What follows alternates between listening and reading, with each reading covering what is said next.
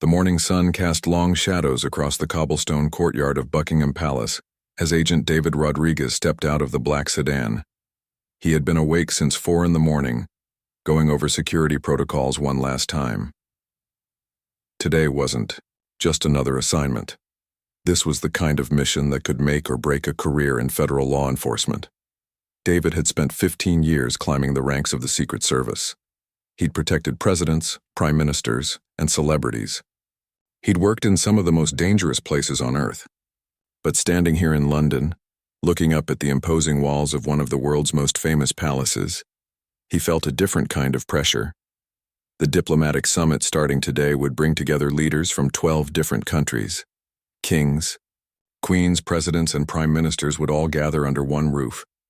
The security nightmare was obvious to anyone in law enforcement. Too many important people in one place. Too many potential targets for anyone looking to make a statement. But what made David's job even harder was the fact that he wasn't working alone. The British had their own security teams, and they did things differently here. Very differently. "You must be Agent Rodriguez," said a crisp British voice behind him. David turned to see a tall man in an expensive suit walking toward him. "I'm Inspector Thompson from SO14 Royal Protection. We'll be coordinating today." David shook the man's hand, noting the firm grip and the way Thompson's eyes constantly scanned their surroundings even during their brief conversation. This guy was clearly a professional. "I've read your file," Thompson continued. "Impressive record, but I should warn you, working with our Royal Guards can be an adjustment for American agents." David raised an eyebrow. "How so?" "They've been protecting royalty for over 300 years. Some of their methods might seem old-fashioned, but they're incredibly effective.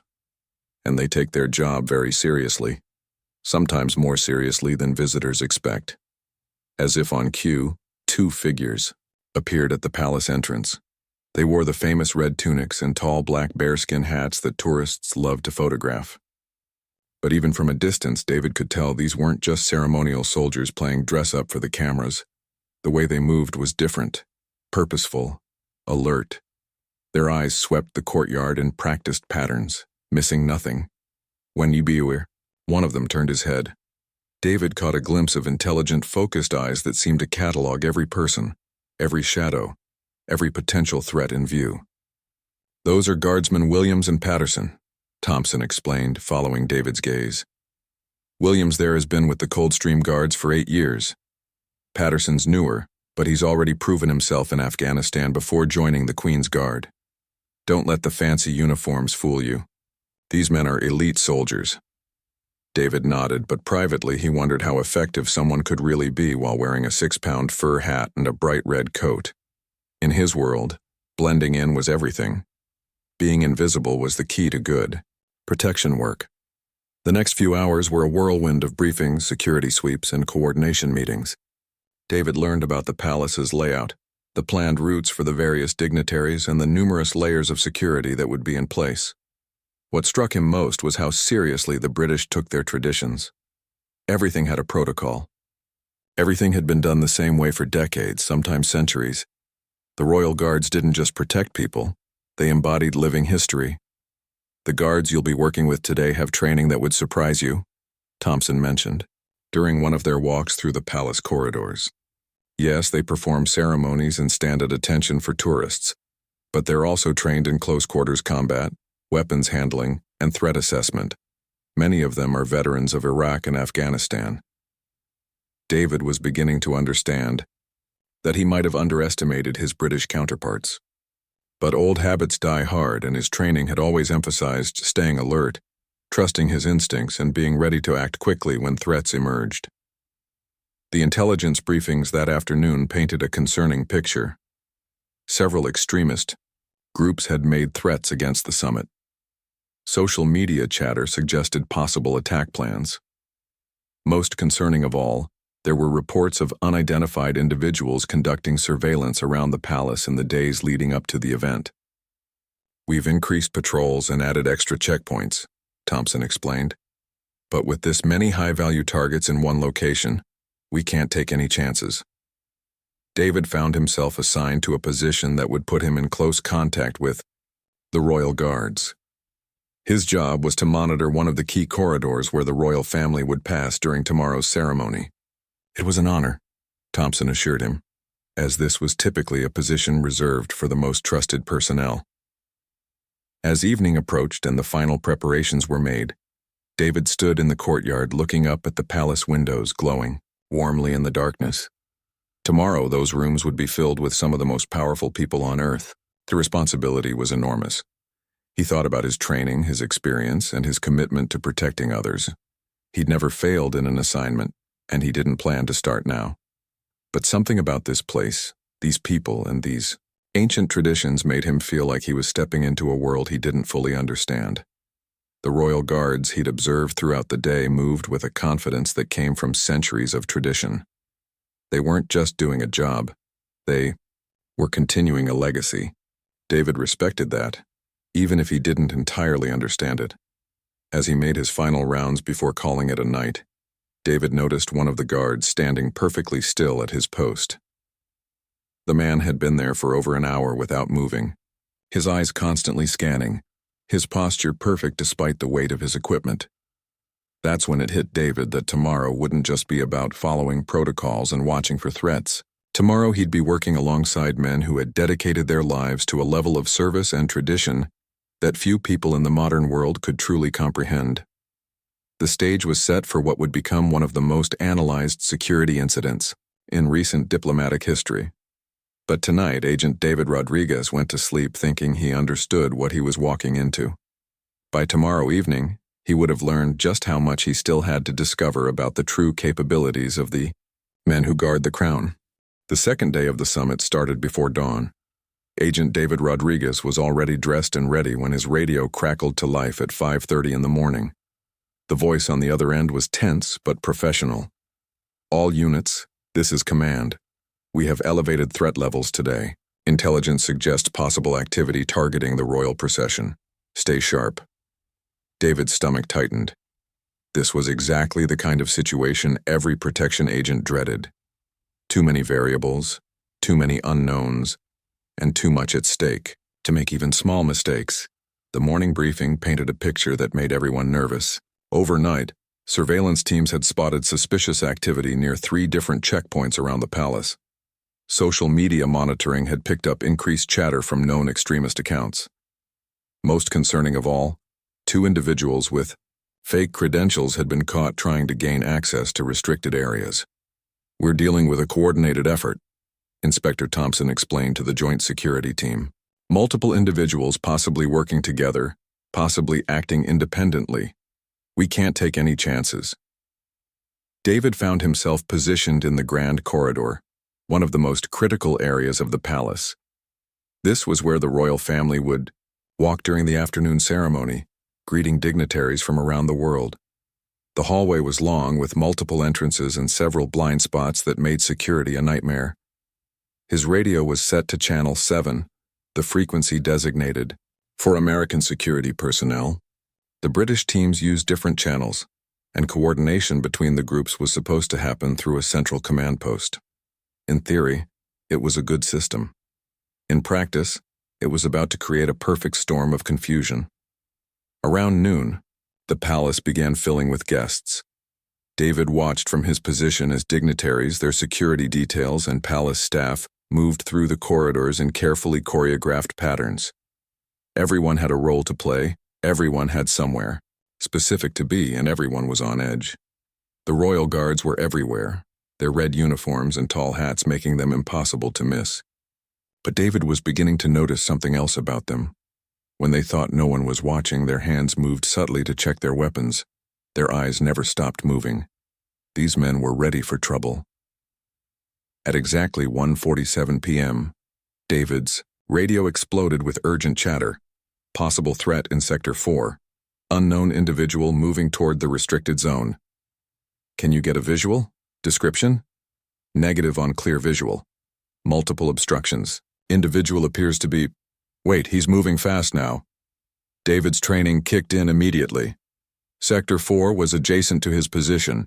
If someone was moving toward the restricted zone, they were heading straight for the area where the royal family would be walking in less than 20 minutes. He tried to switch to the coordination channel to alert the British teams, but the frequency was jammed with multiple conversations. Someone was reporting a suspicious package. Someone else was dealing with a gatecrasher. The radio traffic was chaos. All American units, possible hostile, moving toward the Grand Corridor. Be advised, subject may be armed. David's heart rate spiked. Armed hostile, moving toward his area. And the royal family was about to walk right into the potential danger zone. He moved quickly to his secondary position, one that gave him a better view of the corridor entrances.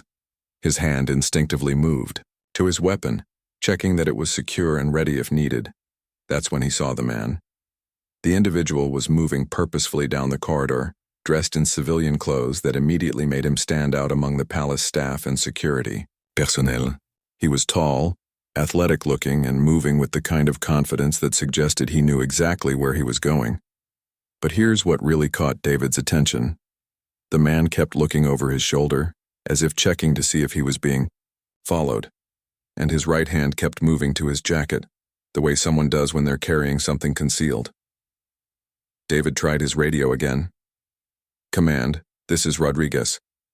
I have eyes on possible suspect in the Grand Corridor. Adult male, dark jacket, moving toward restricted area." The response came back broken and unclear. "Rodriguez, confirm, location, unable." The radio was definitely having problems. David was on his own. He watched as the man continued down the corridor, getting closer to the area where the royal procession would pass. 20 feet away, 15 feet, 10 feet. Every instinct David had developed over 15 years in law enforcement was screaming at him. The way the man moved, the way he kept checking his jacket, the way he seemed to know exactly where he was going despite supposedly being in a restricted area.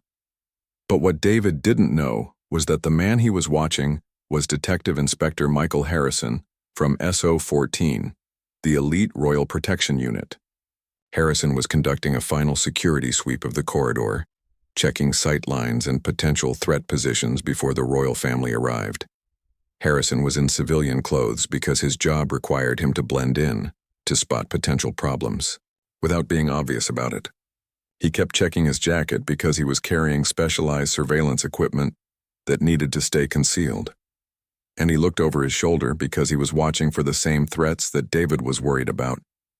The communication breakdown between American and British security frequencies meant that David had no way of knowing any of this. All he could see was what appeared to be an armed individual moving toward the exact spot where some of the most protected people in the world would be walking in just a few minutes. Harrison, for his part, had no idea that an American agent was watching him with growing suspicion. His radio was tuned to the British security channels, where his sweep was being monitored and coordinated. As far as he knew, everything was proceeding according to plan.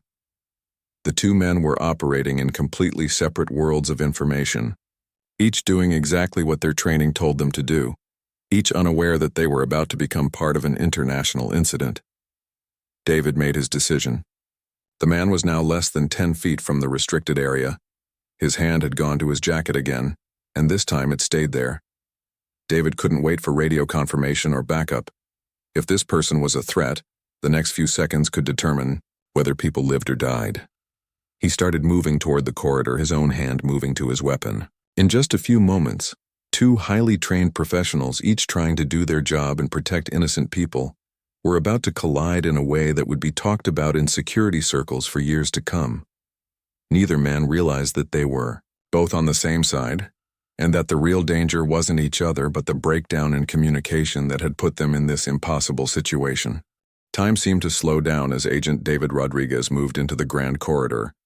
His 15 years of training had taught him to read situations quickly, and everything he was seeing told him that he was looking at a potential threat to the royal family.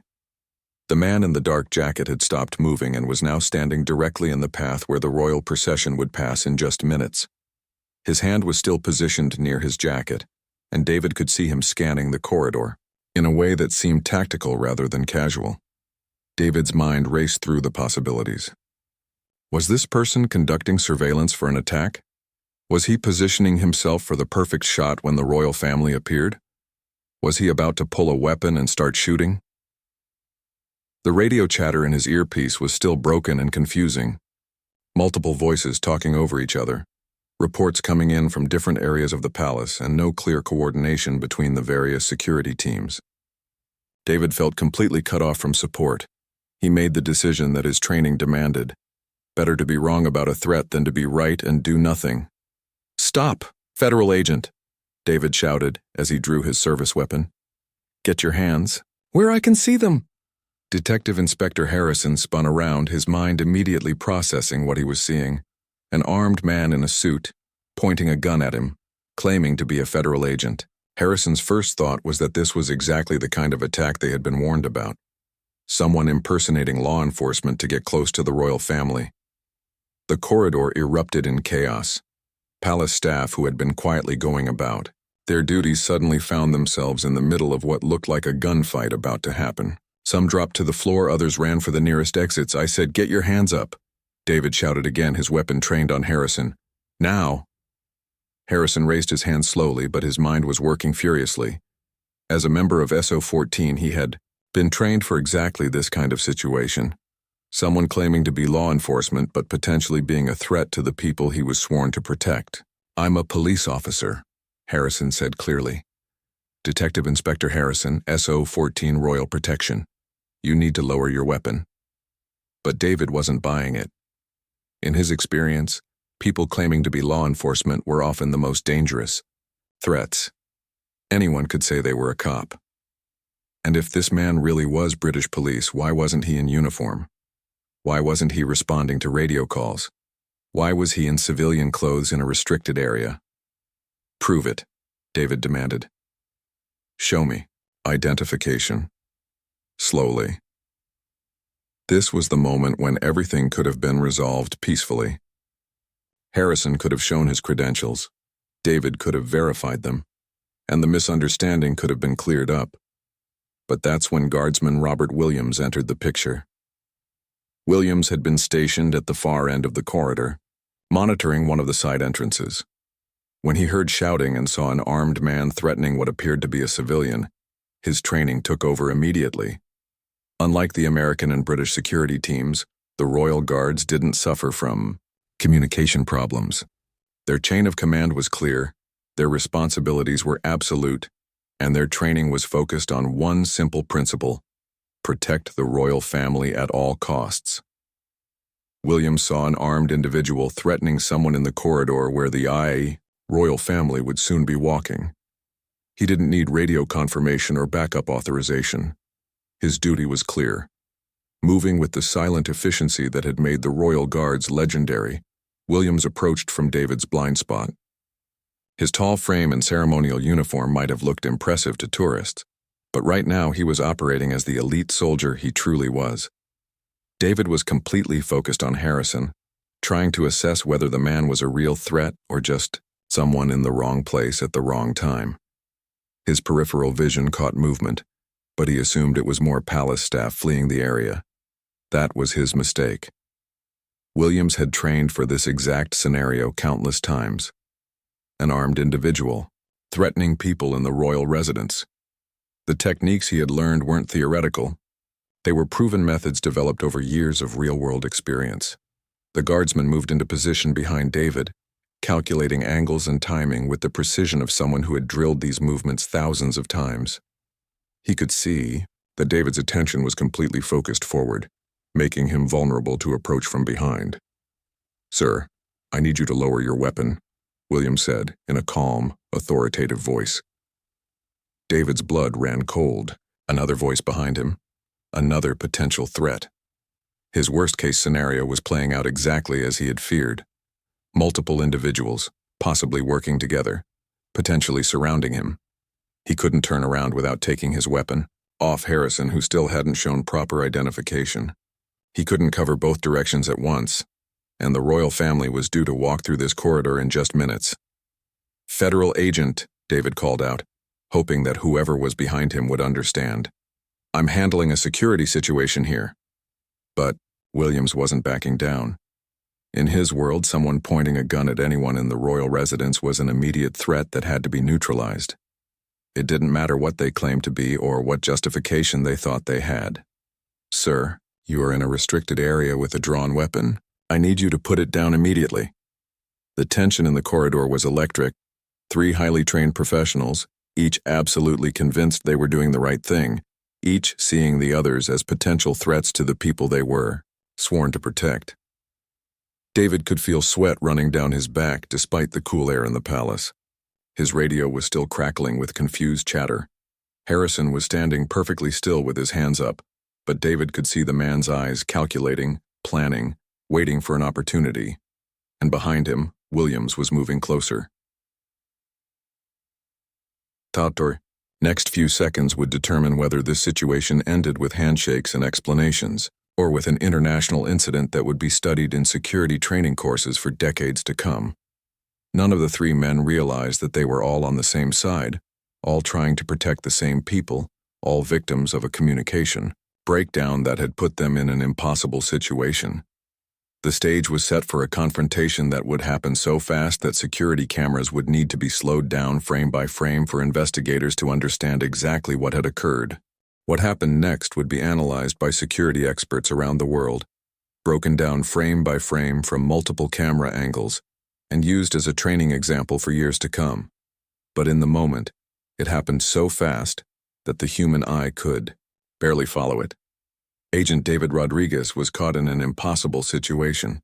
He had a weapon drawn on someone he believed to be a threat, another unknown person behind him giving orders, and the knowledge that the royal family could walk into this chaos at any moment. Behind him, Guardsman Williams was calculating his next move with the precision of a chess master. 8 years of service with the Coldstream Guards had taught him that hesitation in situations like this could mean the difference between life and death for the people he protected. Williams could see that David was becoming more agitated, his weapon hand starting to shake slightly with the stress of the situation. The American agent was clearly well trained, but he was also clearly out of his element and operating on incomplete information. The guardsman had several options. He could try to continue talking David down, hoping to resolve the situation peacefully. He could call for backup and wait for additional personnel to arrive. Or he could act decisively to end what he saw as an immediate threat to palace security. Williams chose action. Moving with the fluid grace of someone who had practiced these techniques thousands of times, the guardsman stepped forward and slightly to his left, positioning himself at the perfect angle to David's back. The first thing David knew something was wrong was when he felt a presence directly behind him, closer than anyone should have been able to get without him noticing.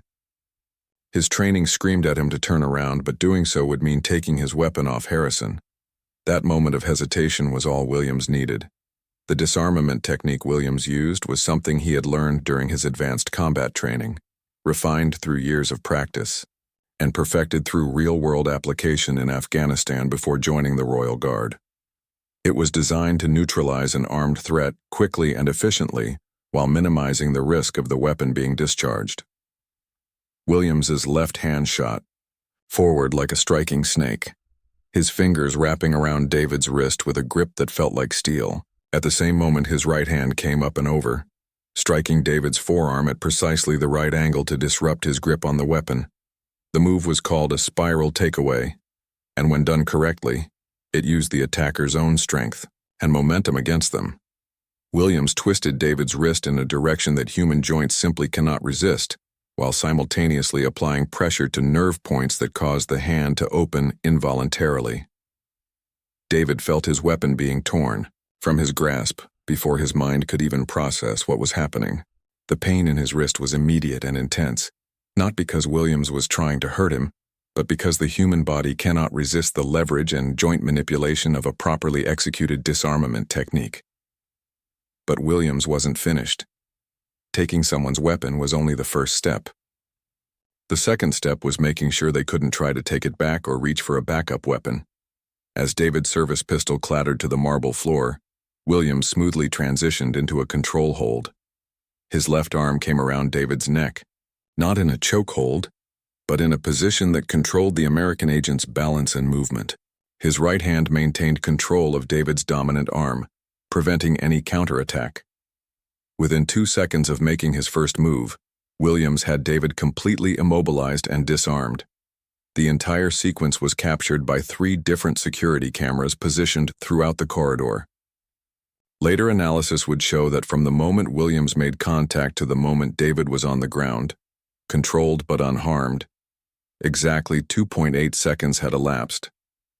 David found himself face down on the cold marble floor of Buckingham Palace, his arms secured behind his back, a 200-pound royal guard holding him in place with techniques that felt both professional and unbreakable.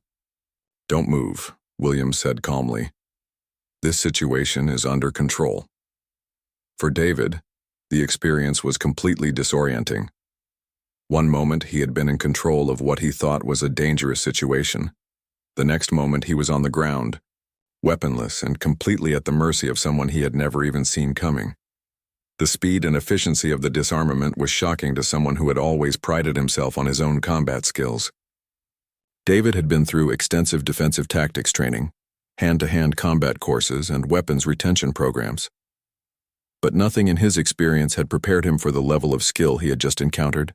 Detective Inspector Harrison, who had been watching the entire confrontation unfold, immediately understood what had happened: the miscommunication, the confusion, the perfectly understandable mistakes that had led to this moment. "Williams, stand down," Harrison called out, reaching for his identification. "This is Detective Inspector Harrison, SO14. I believe we have a case of mistaken identity here." Williams maintained his position but turned his head toward Harrison. "Sir, are you certain this individual is not a threat?" "I'm certain. He's American security, probably Secret Service or similar. There's been a communication breakdown." Williams looked down at David, who was still trying to process what had just happened to him. "Sir, are you injured?" David took a moment to assess. His wrist was sore, his pride was definitely bruised, but he wasn't actually hurt. "No," he managed to say. "I'm okay." "I'm going to release you now," Williams said. "Please remain still until we can sort this out properly." As Williams helped David to his feet, the American agent got his first good look at the man who had just disarmed him with what seemed like supernatural speed and skill. Williams was tall and imposing in his red tunic and bearskin hat, but what struck David most were his eyes. They were calm, professional, and showed not a hint of aggression or anger. This man had just used significant force to neutralize what he saw as a threat, but he had done it with the controlled precision of a surgeon. "Your weapon, sir," Williams said, picking up David's pistol and handing it back to him grip first in a gesture of respect and trust. David accepted his weapon with a mixture of gratitude and amazement. In his world, disarming someone usually meant the situation was far from over. But Williams had handled the entire incident with a level of professionalism that turned a potential disaster into what was clearly going to become a teachable moment. As sirens began to wail in the distance and the sounds of additional security personnel responding to the incident reached the corridor, David realized that he had just experienced something that very few people in his profession ever would. He had just been completely outclassed by someone whose skills were so far beyond his own experience that it redefined his understanding of what true expertise looked like. The next 20 minutes in the grand corridor of Buckingham Palace were a masterclass in crisis management and professional damage control. What could have easily become an international incident was instead transformed into something much more valuable, a learning experience that would improve security protocols for years to come. Inspector Thompson arrived first, his face showing the kind of controlled panic that comes with realizing that 2 Allied security forces had just drawn weapons on each other in one of the most secure buildings in the world. Behind him came a stream of British and American security personnel, all trying to understand how a routine protection detail had turned into what looked like a small war. Agent David Rodriguez stood in the middle of it all, still trying to process what had just happened to him. His wrist was beginning to swell where Guardsman Williams had applied the disarmament technique, but the physical discomfort was nothing compared to the hit his professional ego had taken. In 15 years of federal law enforcement, David had never been disarmed. He had been in shootouts, high-speed chases, and hand-to-hand combat situations. He had always held his own, always walked away feeling like his training and experience had seen him through. But what Williams had just done to him was on a completely different level. "Agent Rodriguez," Thompson said, approaching carefully. "Are you injured? Do you need medical attention?" David shook his head. "I'm fine. But I think we need to talk about what just happened here." Detective Inspector Harrison stepped forward, now holding his identification clearly visible. "Inspector Thompson, I believe we have a communication failure between our teams. Agent Rodriguez was responding to what he perceived as a threat to the royal family. Unfortunately, that perceived threat was me conducting a routine security sweep." Thompson looked between the two men, understanding immediately how the situation had unfolded. "And Williams?" Guardsman Williams, who had been standing at attention since the incident concluded, spoke in his clear, precise voice. "Sir, I observed an armed individual threatening what appeared to be a civilian in the restricted corridor. I acted to neutralize the threat according to protocol." David found himself looking at Williams with a mixture of respect and amazement. The man spoke about disarming a federal agent like he was describing his morning coffee routine. No bragging, no attitude, just a simple statement of fact about doing his job. "Williams," David said, stepping toward the guardsman, "I owe you an apology, and I owe you some respect. That was incredible." Williams tilted his head slightly. "Sir? What you just did to me," David continued. "I've been in law enforcement for 15 years. I've trained with some of the best people in the world, but I've never seen anything like that. How long did that take? 2 seconds? 3? 2.8 seconds, sir, according to the camera footage we'll be reviewing," Thompson interjected. "Williams, perhaps you could explain to Agent Rodriguez the training that prepared you for that technique." Williams looked slightly uncomfortable with the attention, but he answered professionally. "Sir, all members of the Royal Guard receive extensive close-quarters combat training. We train with the SAS, the Royal Marines, and specialized protection units. The technique I used is called a spiral takeaway, and we practice it daily as part of our weapons retention and disarmament drills." David shook his head in amazement. "Daily? You practice disarming people every day?" "Yes, sir, among other skills. Our role requires us to be prepared for any threat to the royal family, from any direction using any means necessary. Ceremony is only part of what we do." Inspector Thompson stepped in to provide more context. "Agent Rodriguez, I think you may have misunderstood what the Royal Guards actually are. They're not just ceremonial soldiers. Williams here served 2 tours in Afghanistan with the Coldstream Guards before being selected for royal protection duty. The selection process is incredibly rigorous." "More rigorous than Secret Service selection?" David asked. "Different, but equally demanding," Thompson replied. "The guards you see protecting the royal family are chosen from the best soldiers in the British Army. They've proven themselves in combat, demonstrated exceptional physical and mental capabilities, and undergone specialized training that most people can't even imagine." Harrison added, "The disarmament technique Williams used on you is something he's probably performed thousands of times in training. But he's also probably used similar techniques in real combat situations. These men aren't playing dress-up. Agent Rodriguez, they're warriors who happen to wear ceremonial uniforms." David looked back at Williams, seeing him with completely new eyes. The red tunic and tall black hat no longer looked like a costume. They looked like the uniform of someone who had earned the right to wear them through skill, dedication, and proven capability. "I have to ask," David said to Williams, "when you grabbed my weapon, did you know immediately that I wasn't really a threat?" Williams considered the question carefully. "Sir, my job is to assume everyone is a potential threat until proven otherwise. When I engaged you, I was operating under the assumption that you posed a danger to the people I'm sworn to protect. It wasn't until Inspector Harrison identified you that I knew for certain you were friendly. So you were prepared to do whatever was necessary to stop me?" "Yes, sir, that's my duty." David felt a chill run down his spine. The calm professionalism in Williams's voice made it clear that the guardsman wasn't bragging or trying to sound tough. He was simply stating a fact. If David had actually been a threat to the royal family, Williams would have stopped him by whatever means necessary. Thompson clapped his hands together. "Gentlemen, I think we can all agree that this incident, while unfortunate, has given us valuable insights into how our security protocols can be improved. Over the next hour, the three agencies involved conducted a thorough debrief of the incident.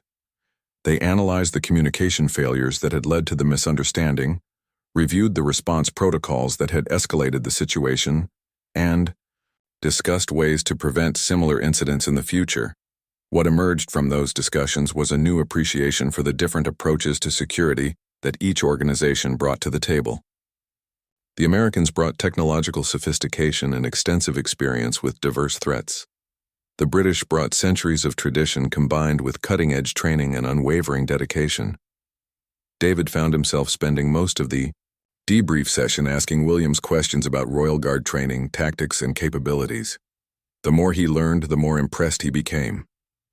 "You know," David said as the formal debrief concluded, "I came here thinking I was going to be working with soldiers who spent their time standing still and looking pretty for tourists." Williams smiled slightly. "That's a common misconception, sir. We're quite accustomed to being underestimated." "Well, you've definitely corrected that misconception. I've learned more about real professional skill in the last hour than I have in years." Inspector Thompson stepped forward. "Agent Rodriguez, would you be interested in observing some of our advanced training sessions while you're here? I think you might find them educational." David's eyes lit up. "Are you serious? I would love that." "Williams, would you be willing to demonstrate some of your techniques for Agent Rodriguez tomorrow?" "It would be my honor, sir." As the group began to disperse, David approached Williams one more time. "Guardsman Williams, I want to thank you for how you handled this situation. You could have seriously hurt me, but you didn't. You used exactly the amount of force necessary and no more. That takes real skill and real character." Williams stood at attention and nodded respectfully. "Thank you, sir. I hope there are no hard feelings." David laughed. "Hard feelings? Are you kidding? I'm going to be telling this story for the rest of my career. The day I got schooled by one of the Queen's Guards and learned what real expertise looks like." As David walked away from Buckingham Palace that evening, his perspective on security, professionalism, and tradition had been fundamentally changed. He had come to London thinking he was one of the best in the world at what he did. He was leaving with the humbling realization that there was always more to learn, always room to grow, and always people whose skills and dedication exceeded anything he had previously imagined. The incident would indeed become a case study in security training programs around the world. But more than that, it became a bridge between two different approaches to protection work, each learning from the other, and both becoming stronger as a result. And sometimes, late at night, when David was training at the federal facility back in the United States, he would practice the techniques Williams had shown him, always remembering the lesson about true professionalism that he had learned on the marble floors of Buckingham Palace.